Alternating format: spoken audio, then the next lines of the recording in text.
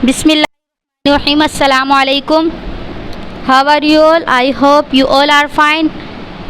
सबसे पहले हम इल्म इजाफ़े की दुआ पढ़ते हैं। आप सब मेरे साथ पढ़िएगा। बिस्मिल्लाहिर्रहमानिर्रहीम। इल्म इजाफ़े की दुआ।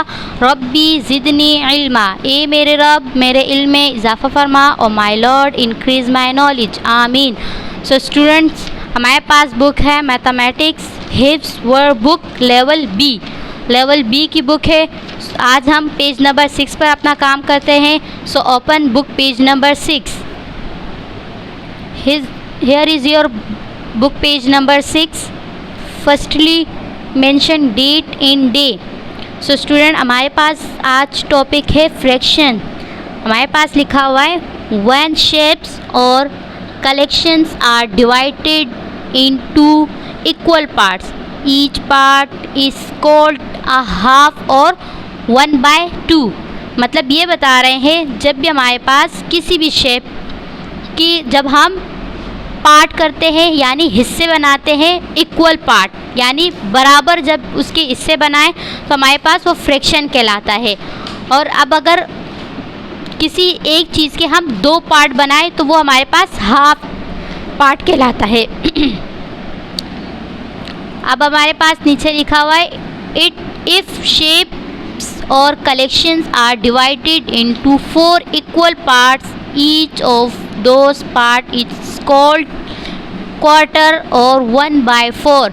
मीन्स हमारे पास अभी मैंने बताया जब हम किसी चीज़ के 2 हिस्से बनाते हैं तो एक हिस्सा उसका हाफ कहलाता है और दूसरा भी हाफ कहलाता है। अगर हम किसी एक शेप या किसी थिंग के 4 पार्ट बनाते हैं तो उसका हर एक हिस्सा क्वार्टर कहलाता है।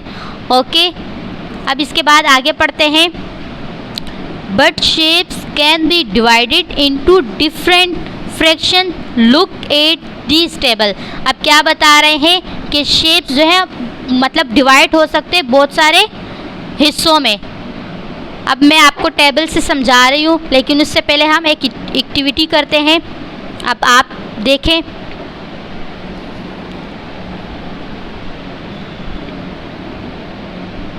हमारे पास एक हमारे पास कंप्यूटर पेपर है। अब अगर मैं इसको दरमियान में से हाफ कर दूं, अब आप देखें, हमारे पास ये मैंने हाफ कर दिया, हमारे पास इक्वल पार्ट हाफ कर दिए, ये हमारे पास क्या कहलाएगा, हाफ पार्ट। ठीक है, यानी 1/2। हमारे पास टोटल कितने पार्ट है, 2। और अगर एक में यूज़ कर दूँ इसमें से हमारे पास क्या रह जाएगा, हाफ पार्ट। तो हम इसे क्या कहेंगे, हाफ पार्ट। और इसे अगर दोनों को मैं मिला के बताऊंगी तो हमारे पास 1/4, क्योंकि 1 में यूज़ कर चुकी हूँगी। सो स्टूडेंट, अब पहले हम हाफ का मैं बता चुकी हूँ, अब हम क्वार्टर का देखेंगे यानी 1/4।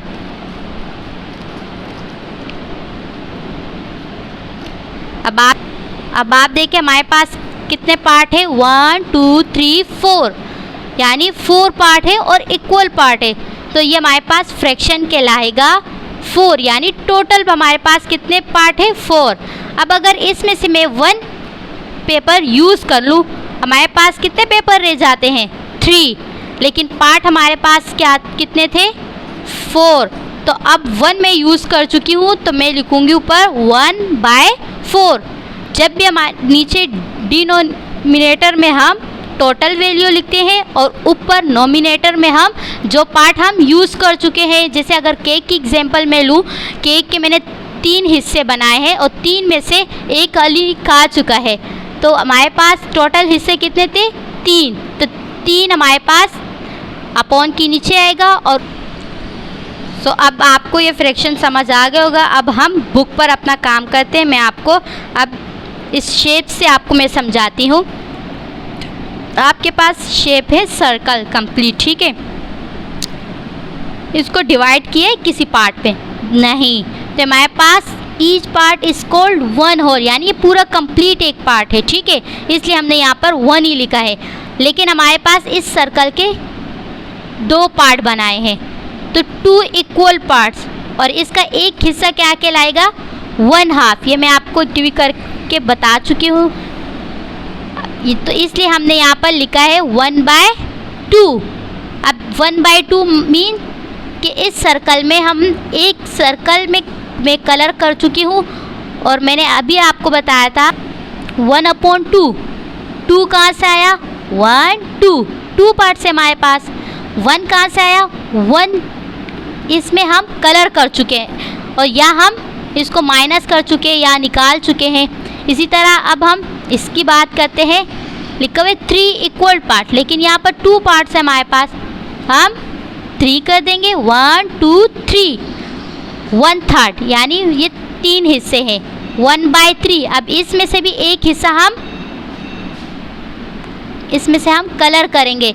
सेम इसी तरीके से अगर मैं आपको ये वाली एग्जांपल समझाऊं, यहाँ लिखा हुआ है 9 इक्वल पार्ट्स, 1 2 3 4 5 6 7 8 9, 1 9 यानी इसमें से भी 1 पार्ट हम कलर करेंगे।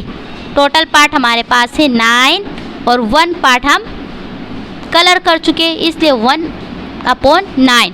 तो उम्मीद है कि आपको फ्रैक्शन का समझ आ चुका होगा। इसी के साथ हम पेज नंबर 7 भी कंप्लीट करते हैं। उसमें जस्ट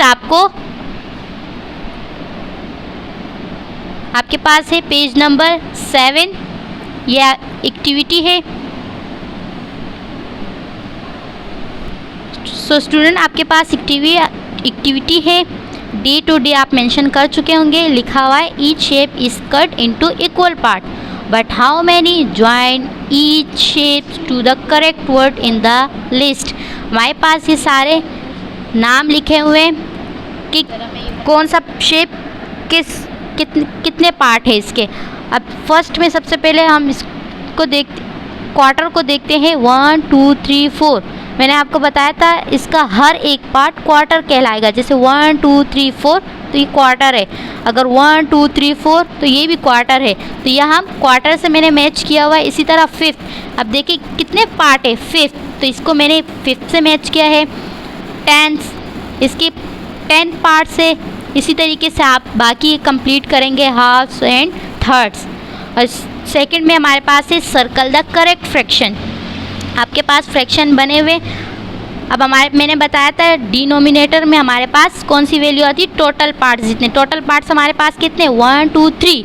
तो क्या 4? नहीं, 2 भी नहीं, 3 में हम सर्कल करेंगे और कह रहे हैं कि 1/3 यानी 1 में हम कलर कर देंगे।